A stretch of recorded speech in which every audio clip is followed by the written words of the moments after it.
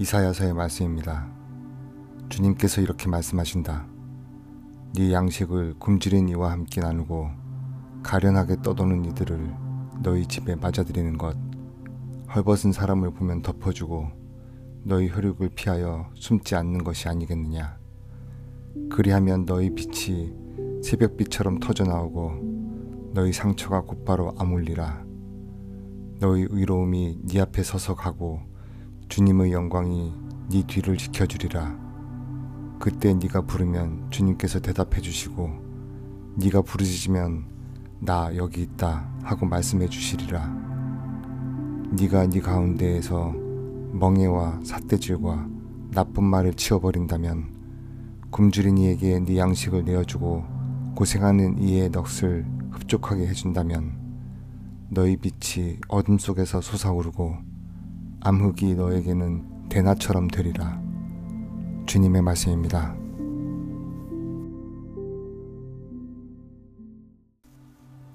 사도 바울의 고린토 1서의 말씀입니다.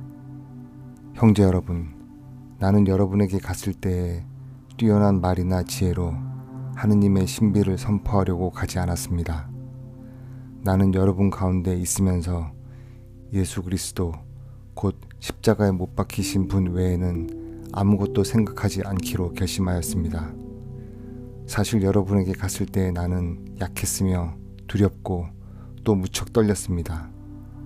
나의 말과 나의 복음 선포는 지혜롭고 설득력 있는 언변으로 이루어진 것이 아니라 성령의 힘을 드러내는 것으로 이루어졌습니다.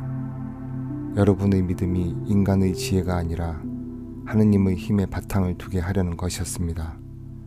주님의 말씀입니다.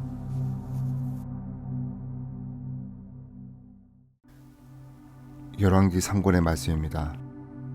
그 무렵 솔로몬은 주님의 계약궤를 시온 곧 다윗 성에 모시고 올라오려고 이스라엘의 원로들과 이스라엘 자손들의 각 가문 대표인 지파의 우두머리들을 모두 예루살렘으로 자기 앞에 소집하였다. 이스라엘 사람들은 모두 에타님 달 곧 일곱째 달의 축제 때에 솔로몬 임금 앞으로 모였다. 이스라엘의 모든 원로가 도착하자 사제들은 궤를 메었다. 그들은 주님의 궤뿐 아니라 만남의 천막과 그 천막 안에 있는 거룩한 기물들도 모두 가지고 올라갔는데 사제와 레위인들은 그것들을 가지고 올라갔다. 솔로몬 임금과 그 앞에 모여든 이스라엘의 온 공동체가 함께 궤 앞에서 헤아릴 수도 없고 셀 수도 없이 많은 양과 황소를 잡아 바쳤다. 그러고 나서 사제들이 주님의 계약 궤를 제자리에 곧 집의 안쪽 성소인 지성소 안 거룹들의 날개 아래에 들여다 놓았다. 거룹들은 궤가 있는 자리 위에 날개를 펼쳐 궤와 채를 덮었다. 궤 안에는 2개의 돌판 말고는 아무것도 없었다. 그 돌판들은 이스라엘 자손들이 이집트 땅에서 나올 때 주님께서 그들과 계약을 맺으신 호렙에서 모세가 넣어둔 것이다. 사제들이 성소에서 나올 때 구름이 주님의 집을 가득 채웠다. 사제들은 그 구름 때문에 서서 일을 할 수가 없었다. 주님의 영광이 주님의 집에 가득 찼던 것이다. 그때 솔로몬이 말하였다. 주님께서는 짙은 구름 속에 계시겠다고 하셨습니다. 그런데 제가 당신을 위하여 웅장한 집을 지었습니다. 당신께서 영원히 머무르실 곳입니다. 주님의 말씀입니다.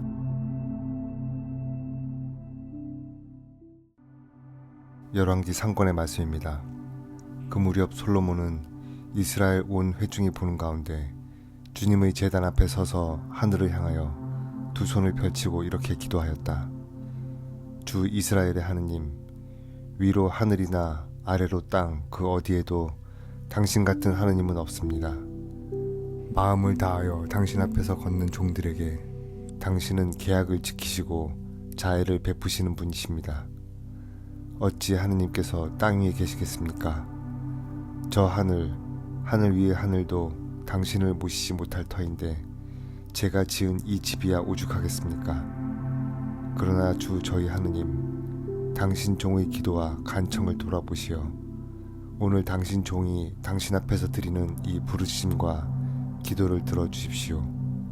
그리하여 당신의 눈을 뜨시고 밤낮으로 이 집을 곧 당신께서 내 이름이 거기에 머무를 것이다 하고 말씀하신 이곳을 살피시어 당신 종이 이곳을 향하여 드리는 기도를 들어주십시오.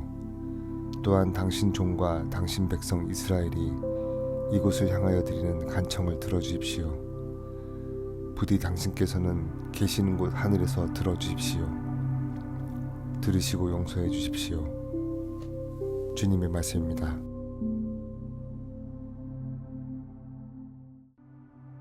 열왕기 상권의 말씀입니다.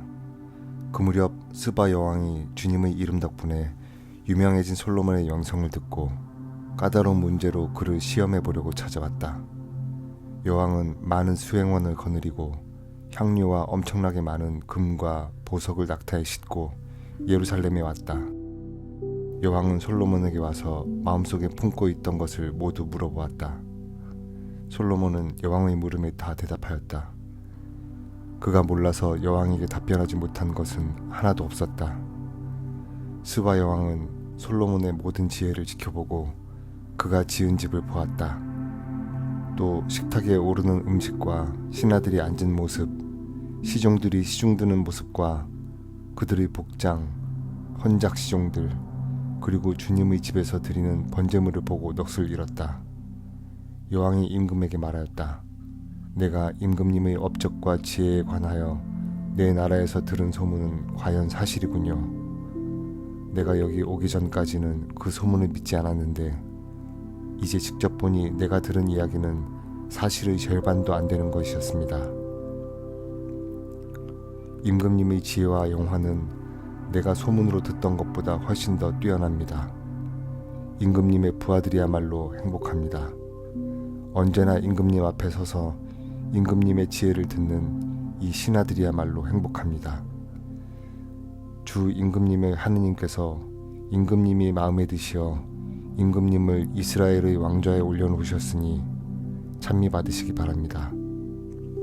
주님께서는 이스라엘을 영원히 사랑하셔서 임금님을 왕으로 세워 공정과 정의를 실천하게 하셨습니다. 그러고 나서 여왕은 금 120탈렌트와 아주 많은 향료와 보석을 임금에게 주었다. 스바 여왕이 솔로몬 임금에게 준 것만큼 많은 향료는 다시 들어본 적이 없다. 주님의 말씀입니다.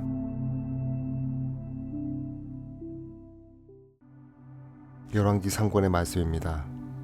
솔로몬 임금이 늙자 그 아내들이 그의 마음을 다른 신들에게 돌려놓았다. 그의 마음은 아버지 다윗의 마음만큼 주 그의 하느님께 한결같지는 못하였다. 솔로몬은 시돈인들의 신 아스타롯과 암몬인들의 혐오스러운 우상 밀콤을 따랐다. 이처럼 솔로몬은 주님의 눈에 거슬리는 악한 짓을 저지르고 자기 아버지 다윗만큼 주님을 온전히 추종하지는 않았다.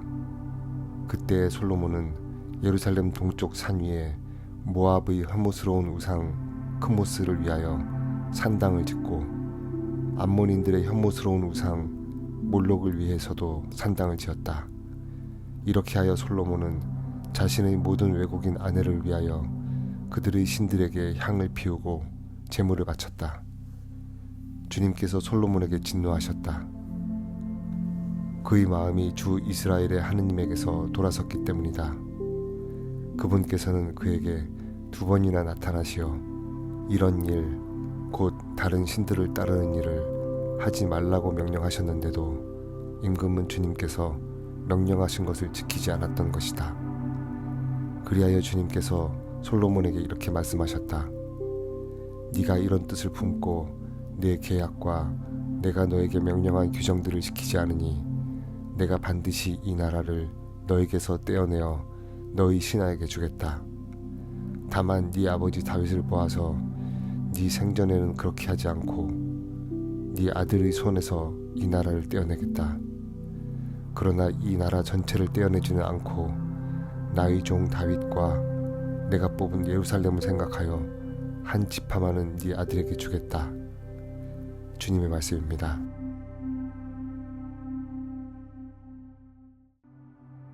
열왕기 상권의 말씀입니다. 그때 예로보암이 예루살렘에서 나가다가 실로 사람 아히야 예언자를 길에서 만났다. 그 예언자는 새 옷을 입고 있었다. 들에는 그들 둘뿐이었는데 아히야는 자기가 입고 있던 새 옷을 움켜쥐고 12조각으로 찢으면서 예로보암에게 이렇게 말하였다. 이 10조각을 그대가 가지시오. 주 이스라엘의 하느님께서 이렇게 말씀하셨소. 이제 내가 솔로몬의 손에서 이 나라를 찢어내어 너에게 10지파를 주겠다.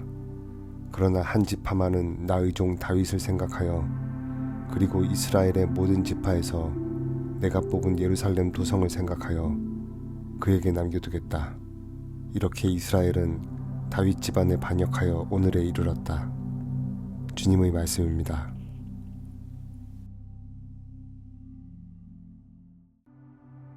열왕기 상권의 말씀입니다. 그 무렵 예로보암은 마음속으로 이런 생각을 하였다. 어쩌면 나라가 다윗 집안으로 돌아갈지도 모른다.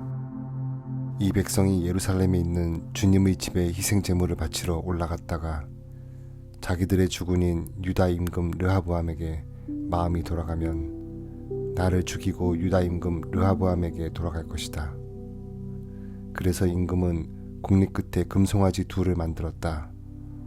그리고 백성에게 이렇게 말하였다. 예루살렘에 올라가는 일은 이만하면 충분합니다.